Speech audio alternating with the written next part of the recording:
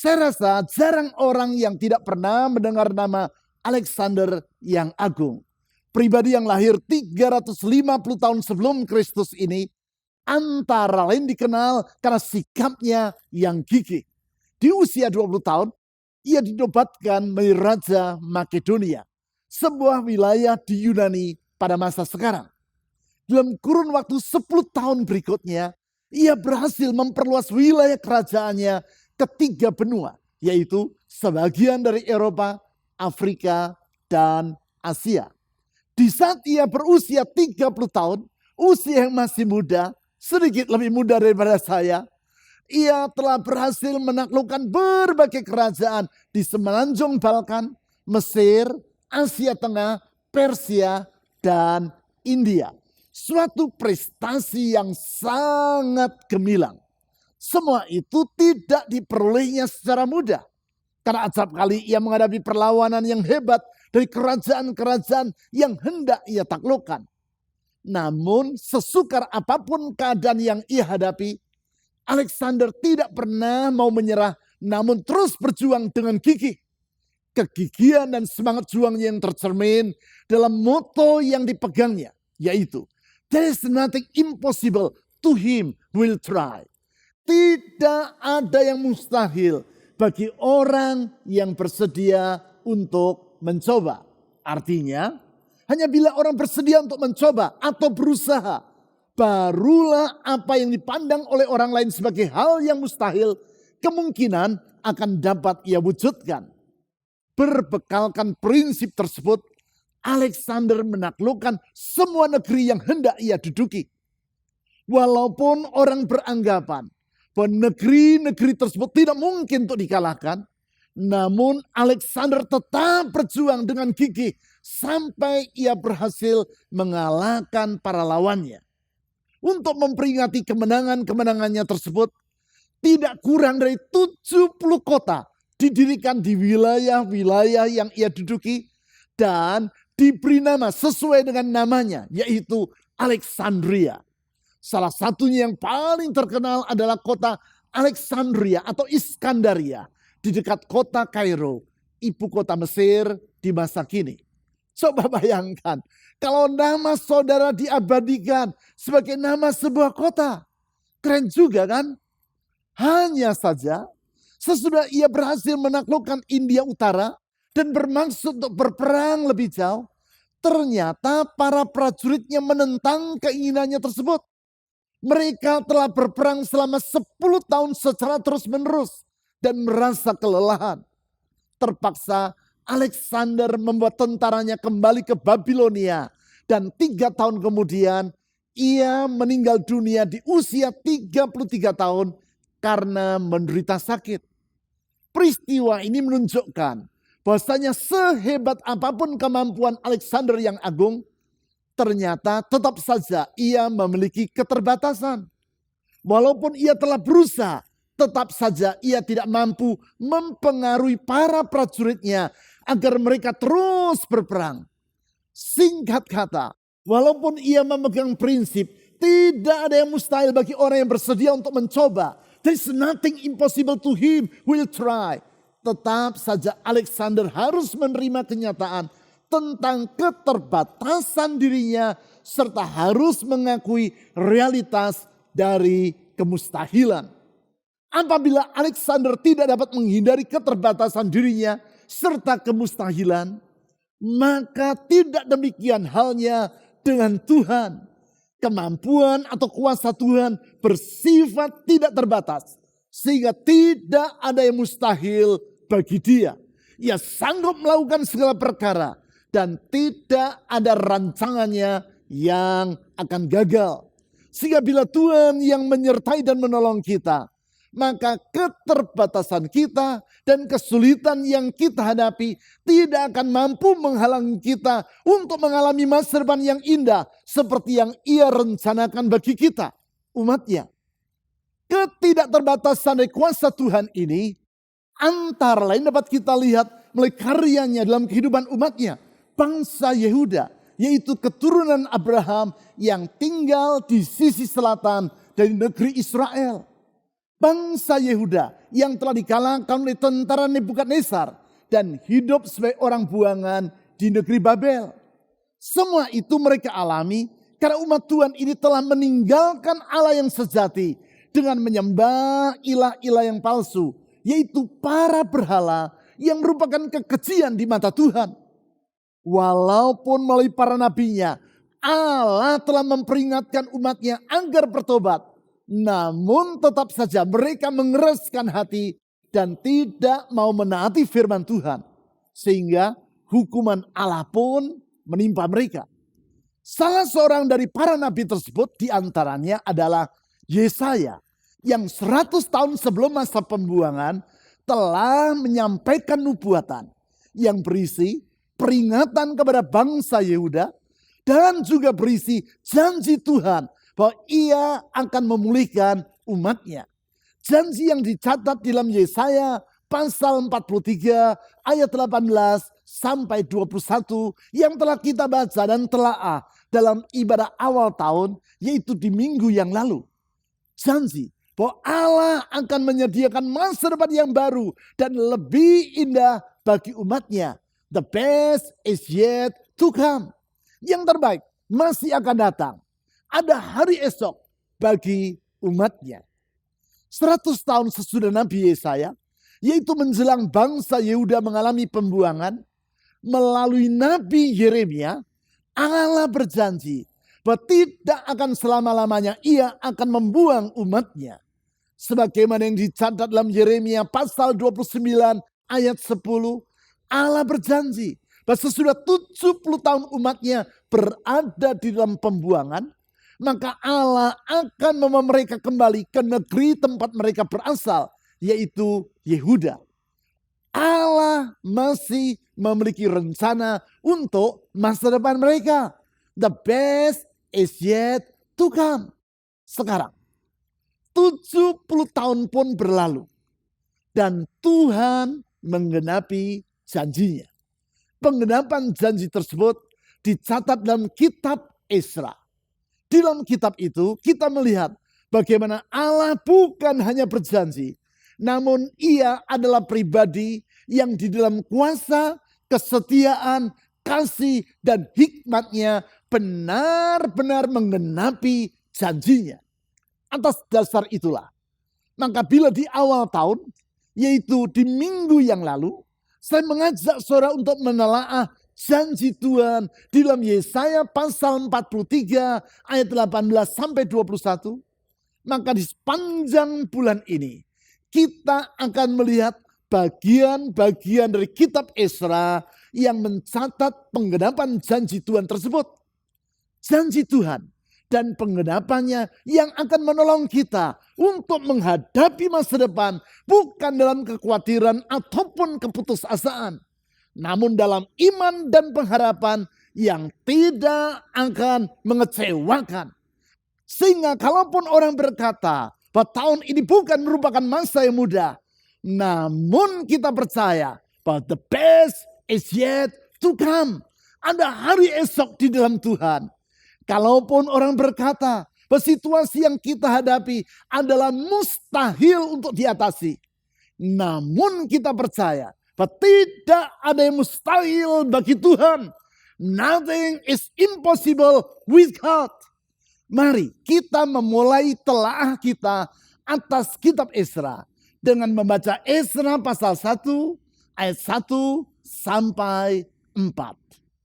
Pada tahun pertama zaman Kores, raja negeri Persia, Tuhan menggerakkan hati Kores, raja Persia itu, untuk menggenapkan firman yang diucapkan oleh Yeremia. Sehingga disiarkan di seluruh kerajaan Kores secara lisan dan tulisan pengumuman ini.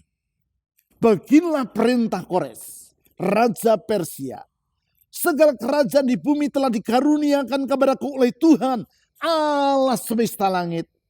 Ia menugaskan aku untuk mendirikan rumah baginya di Yerusalem yang terletak di Yehuda.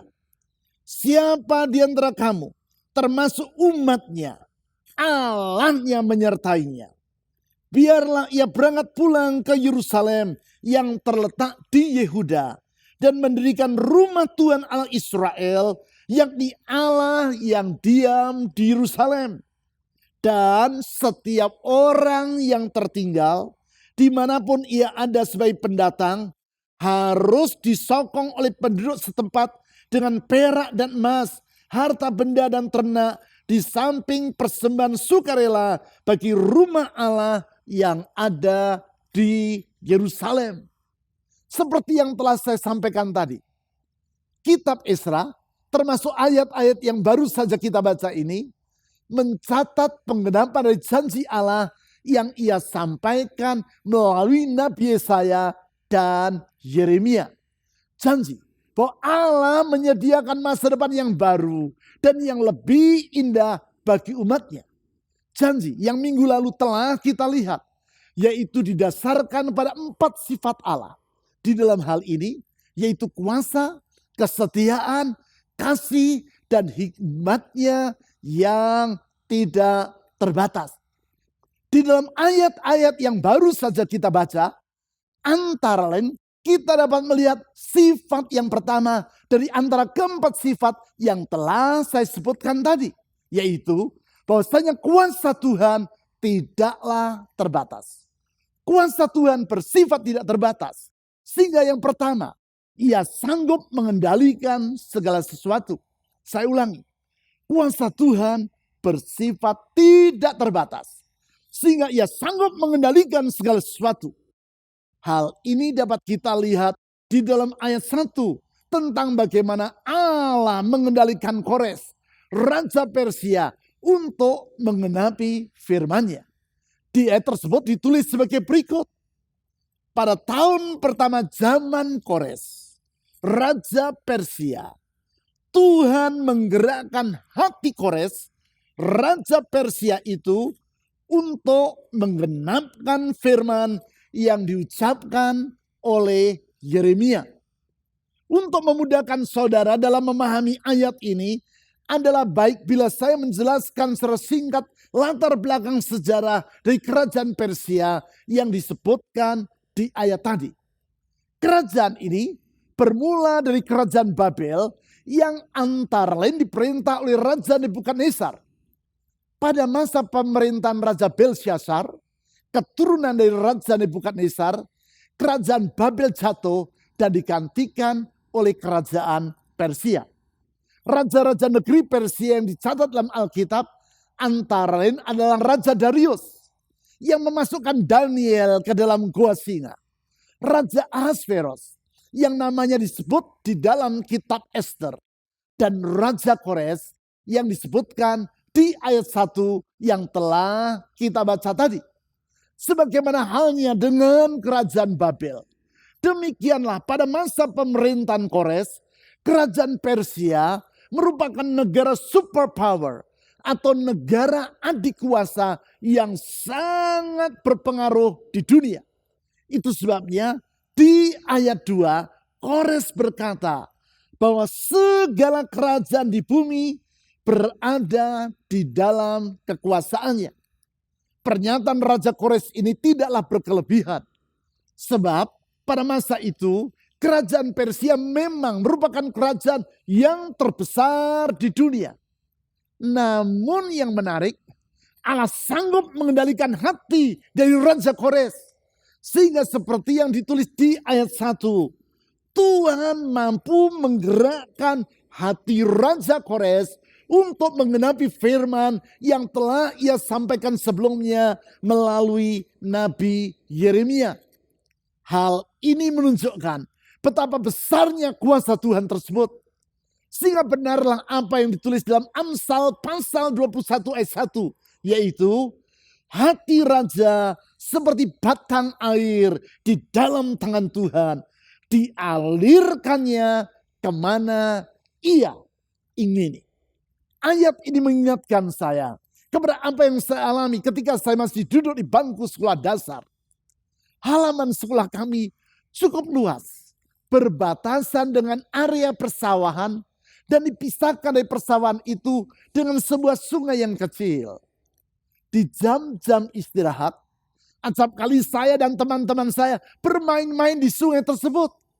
Salah satu hal yang kami lakukan adalah membuat sebuah kolam kecil, lalu membuat parit untuk mengalirkan air sungai agar mengisi kolam kecil tersebut. Hal ini sama sekali tidak sukar. Sebab selama parit itu terhubung dengan sungai dan kolam tadi, maka dengan sendirinya air sungai akan mengalir dan mengisi kolam tersebut. Demikianlah halnya dengan hati raja di tangan Tuhan. Ia dapat mengalirkan hati raja itu kemanapun ia menghendakinya. Itulah yang terjadi pada diri Raja Kores. Tuhan menggerakkan hati Kores untuk mengenapkan kehendaknya, yaitu agar bangsa Yehuda terbebas dari pembuangan di Babel dan dapat kembali ke negeri mereka. Sebenarnya secara nalar keputusan dari Raja Kores untuk mengembalikan bangsa Yehuda ke negeri asal mereka ini merupakan keputusan yang mustahil. Sebab apabila 70 tahun sebelumnya Raja Nebukadnezar membuang bangsa Yehuda ke Babel, tentu hal itu ia lakukan dengan tujuan demi kepentingan ekonomis dan politik dari bangsa Babel dan bukan untuk kebaikan bangsa Yehuda. Sehingga kepulangan bangsa Yehuda ke negeri asal mereka seperti yang sekarang diperintahkan oleh Raja Kores sesungguhnya merupakan suatu kerugian secara ekonomis bagi bangsa Persia yang merupakan kelanjutan dari bangsa Babel. Tetapi itulah Allah, yaitu bahwa kuasanya tidak terbatas. Sehingga apa yang mustahil bagi manusia tidaklah mustahil bagi dia. Pertanyaan saya, adakah saat ini saudara sedang menghadapi situasi yang dikatakan oleh orang sebagai kondisi yang mustahil untuk terselesaikan? Bila itu keadaan saudara, saya mau sampaikan berita baik, yaitu bahasanya Tuhan adalah pribadi yang kuasanya tidak terbatas. Ia sanggup mengendalikan segala sesuatu dan tidak ada hal yang mustahil bagi dia.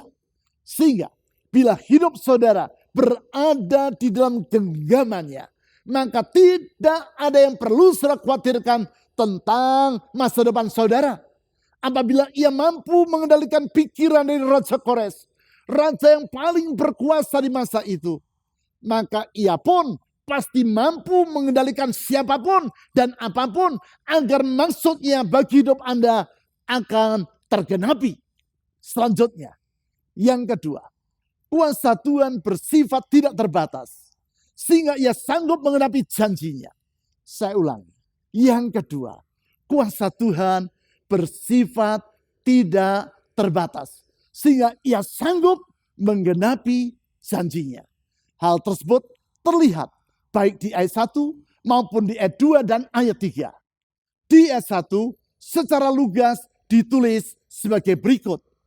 Pada tahun pertama zaman Kores, Raja Negeri Persia, Tuhan menggerakkan hati Kores, Raja Persia itu untuk menggenapkan firman yang diucapkan oleh Yeremia. Kita melihat di ayat ini, bahwasanya tujuan Tuhan dalam menggerakkan hati Kores, yaitu Raja Persia, adalah guna menggenapkan kehendaknya yang telah ia utarakan melalui Nabi Yeremia. Dalam hal ini, seperti yang telah saya sebutkan tadi, yaitu kehendaknya untuk mengembalikan bangsa Yehuda ke negeri asal mereka sesudah 70 tahun umatnya itu berada di pembuangan. Hal tersebut dipertegas oleh Raja Kores dengan menyampaikan pengumuman ke seluruh negeri Persia di ayat 2 dan 3 seperti berikut. Beginilah perintah Kores Raja Persia. Segala kerajaan di bumi telah dikaruniakan kepadaku oleh Tuhan, Allah semesta langit. Ia menugaskan aku untuk mendirikan rumah baginya di Yerusalem yang terletak di Yehuda. Siapa di antara kamu termasuk umatnya, Allah menyertainya. Biarlah ia berangkat pulang ke Yerusalem yang terletak di Yehuda dan mendirikan rumah Tuhan Allah Israel, yakni Allah yang diam di Yerusalem. Pernyataan Raja Kores ini menunjukkan kesadaran dirinya. Perintah yang ia sampaikan agar bangsa Yehuda berangkat pulang ke Yerusalem adalah karena Tuhan Allah semesta langit yang menugaskan dirinya untuk membangun kembali bait suci di Yerusalem. Bait suci yang telah diruntuhkan oleh Raja Nebukadnezar 70 tahun sebelumnya. Berarti Kores menyadari bahwasanya dirinya adalah alat di tangan Tuhan untuk menggenapi rencana Tuhan bagi umatnya.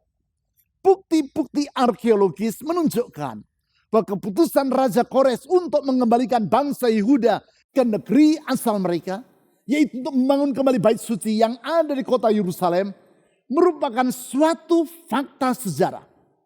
Hal ini terlihat melalui sebuah artefak atau benda peninggalan sejarah yang ditemukan oleh para arkeolog dari Inggris dalam penggalian di daerah Mesopotamia pada akhir abad ke-19.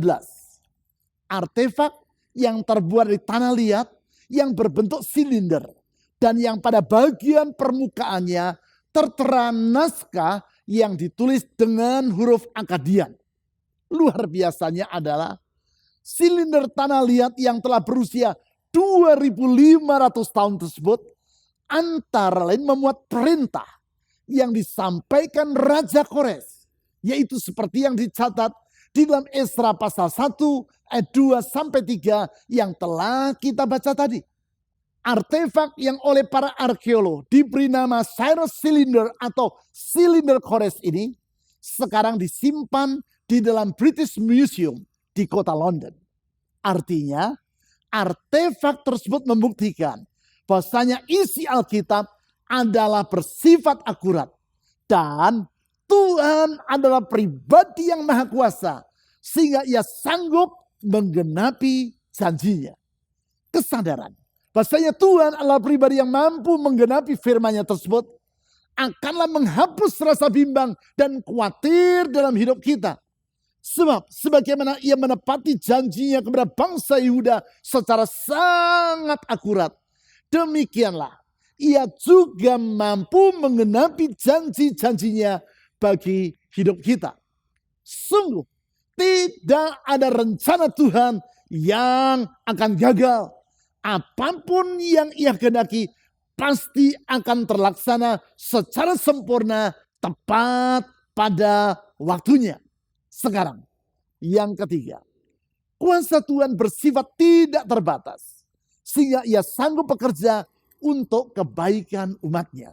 Saya ulangi, yang ketiga, kuasa Tuhan bersifat tidak terbatas, sehingga ia sanggup bekerja untuk kebaikan umatnya. Sebagai pribadi yang penuh dengan kasih, tentu Tuhan memiliki rencana yang indah bagi umatnya. Namun bukan saja ia memiliki rencana yang indah, ia juga sanggup untuk mewujudkan rencananya tersebut. Hal inilah yang membedakan antara manusia dengan Tuhan. Bisa saja seorang manusia memiliki rencana yang baik untuk orang yang ia kasihi. Namun karena kesanggupan manusia bersifat terbatas, maka tidak semua keinginan yang bersangkutan, sebaik apapun keinginan tersebut, dapatlah terwujud. Hal ini sama seperti orang tua yang mengasihi anaknya. Akanlah berharap dan bahkan merencanakan hal-hal yang indah untuk masa depan anaknya. Ia berharap agar anaknya dapat meraih pendidikan yang setinggi mungkin. Ia berkeinginan agar anaknya memiliki karier yang cemerlang. Ia menambahkan agar anaknya memiliki rumah tangga yang berbahagia. Semua itu adalah hal yang mulia dan sepatutnya. Tetapi dalam realitas, keterbatasan dari sang orang tua tersebut mengakibatkan tidak semua harapan dan keinginannya akan menjadi kenyataan. Tetapi tidak demikian halnya dengan Tuhan. Kehendak atau rencana yang indah bagi umatnya tidak akan terhenti hanya sampai pada suatu harapan. Ia sanggup mewujudkan keinginannya tersebut sampai tuntas. Dan bukan hanya separuh-separuh. Sehingga kalau misalnya Tuhan mengerjakan suatu proyek tersebut tidak akan pernah terhenti dalam keadaan terbengkalai. Apapun yang ia rencanakan, janjikan, dan kerjakan, pasti akan diselesaikannya sampai sempurna tepat pada waktunya. Tuhan dalam bekerja bukan seperti pemahat Gutzon Borglum dari Amerika yang hidup di abad yang silam.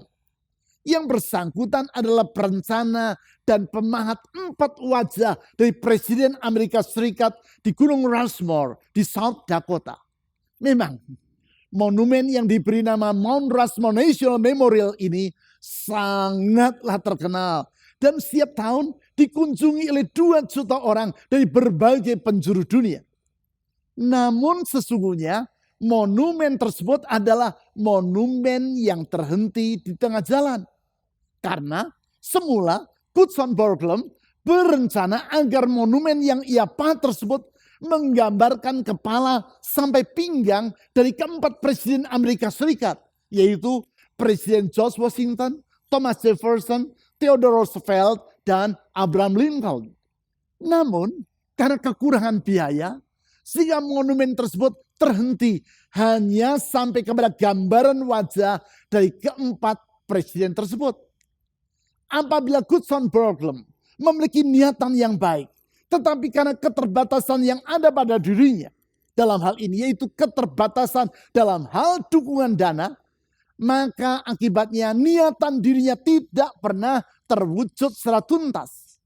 Maka tidak demikian halnya dengan Tuhan.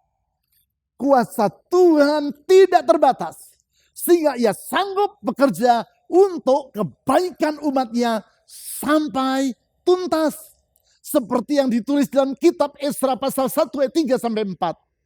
Bukan saja Tuhan membawa umatnya kembali ke Yehuda.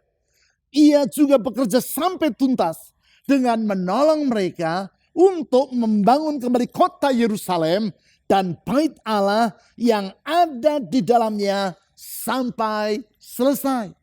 Itulah Tuhan kita. Ia tidak pernah bekerja secara separuh-separuh, tetapi selalu bekerja sampai tuntas tepat pada waktunya.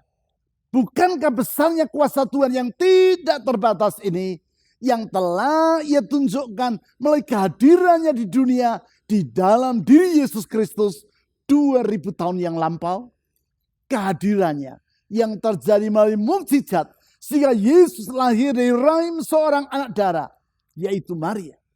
Kelahiran Yesus yang menunjukkan bahwa Allah sanggup mengendalikan segala sesuatu, sanggup menggenapi janjinya, dan sanggup bekerja untuk kebaikan umatnya. Kuasa Tuhan yang tidak terbatas itu pula lah yang menjadi jaminan bagi kita, janjinya bagi kita, umatnya. Yaitu bahasanya dia masih bekerja untuk masa depan yang lebih indah bagi kita. Pasti akan tergenapi tepat pada waktunya. Yang diperlukan di dalam semua ini adalah iman untuk menyambut janji Tuhan tersebut.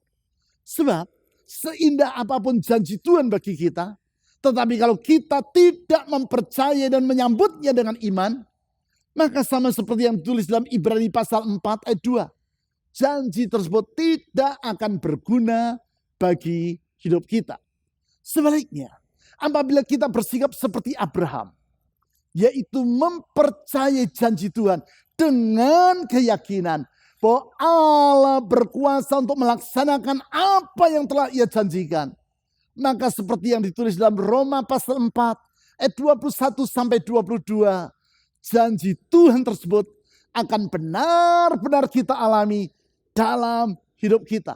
Singkat kata, apapun yang sedang saudara alami dan hadapi, percayalah kepada janji Tuhan, yaitu the best is yet to come. Yang terbaik masih menanti di hadapan saudara. Mari kita utarakan keyakinan kita tersebut melalui doa kita kepada Tuhan. Mari kita berdoa. Tuhan Yesus, kami percaya bahwa janji-Mu dapat diandalkan. Karena Engkau yang berjanji adalah pribadi yang kuasanya tidak terbatas. Sehingga tidak ada apapun yang dapat menghalangi dirimu. Sebaliknya engkau sanggup mengendalikan segala perkara untuk menggenapi rancanganmu yang indah dan baik bagi kami, hidup umatmu ini. Oh Tuhan Yesus, kami menyerahkan hidup kami ke dalam tanganmu. Dengan percaya di dalam Tuhan Yesus ada masa depan yang lebih baik. The best is yet to come.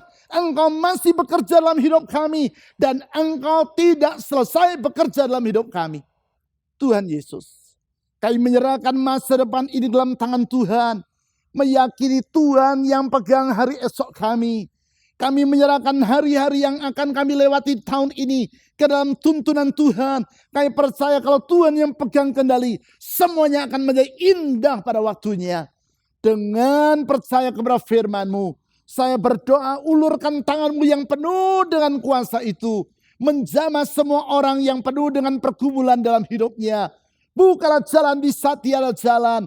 Bukalah pintu-pintu yang tertutup. Dan curahkan berkat dan mukjizat-Mu dalam hidup anak-anak-Mu. Kami percaya Tuhan Yesus, pertolongan-Mu tepat pada waktunya. Engkau tidak pernah terlambat bekerja. Semua yang Kau jadikan indah pada waktunya. Kepadamu ya Tuhan Yesus, di dalam iman dan pengharapan kami berdoa, yaitu di dalam nama di atas segala nama, nama Yesus Kristus, Tuhan dan Juru Selamat yang hidup. Amin.